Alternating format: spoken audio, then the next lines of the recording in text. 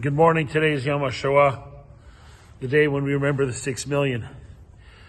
There'll be many opportunities during the day to learn and to listen. And as much as we learn, as much as we listen, the most important questions will remain. We'll never be able to fully comprehend that evil. And that's a good thing.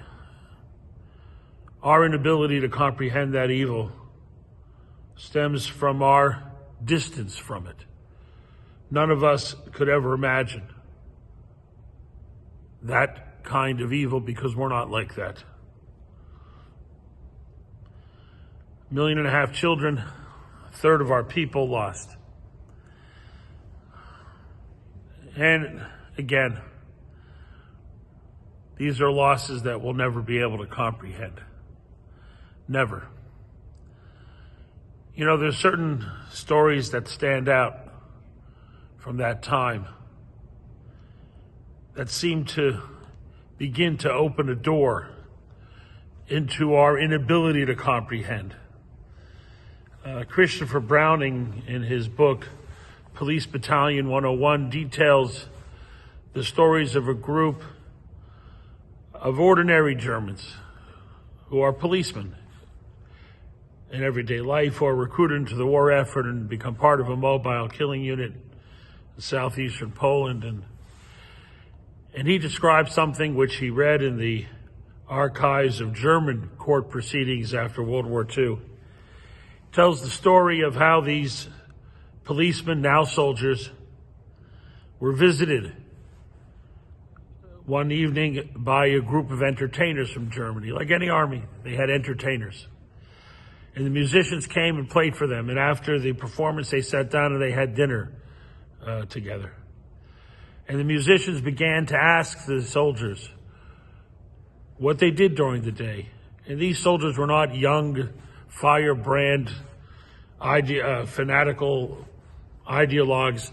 These were middle-aged men with wives and children back home. And they began to talk, and they asked them what they did during the day. And they told them, we go from village to village. We take the Jews out of the towns. We stand them around pits, and we shoot them. Holocaust by bullets, as is now known and referenced. We'll never know the exact number of those who were murdered that way throughout occupied Russia and other places. And in this case, in southeastern Poland. And they describe what they do. The Jews stand around the pit, they shoot them, and the Jews fall in, and they're dead, and they move on to the next village. After hearing their stories, the musicians had one response, a unanimous response, amongst all the musicians, the violinists, the cellist. They all said the same thing to the soldiers. Can we participate with you the next day?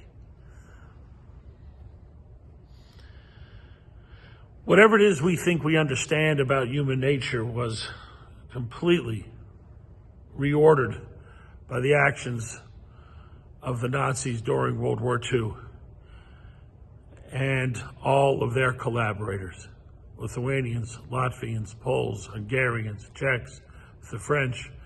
Wherever they went, they found eager collaborators who participated in the murder, the wholesale slaughter of our people. How can we ever understand an evil like that? And then we said never again. And we said it with confidence after the war.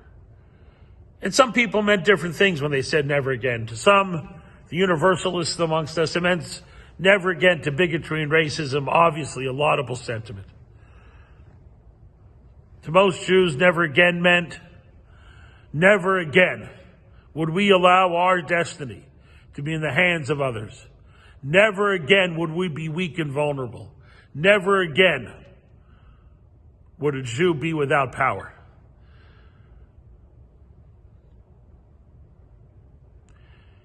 It was based on the simple truth that the Holocaust taught us that the only people in the world who could be trusted with the life of a Jew is another Jew. Never again.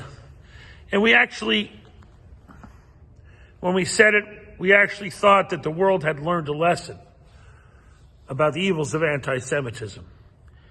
And to a certain extent, for several decades, we had a degree of immunity. Anti-Semitism had been associated with the worst barbarism in history.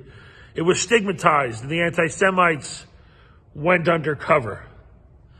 But we all know what's happened recently. When I say recently, I mean over the past 20 years, where again anti-Semitism has reared its ugly head.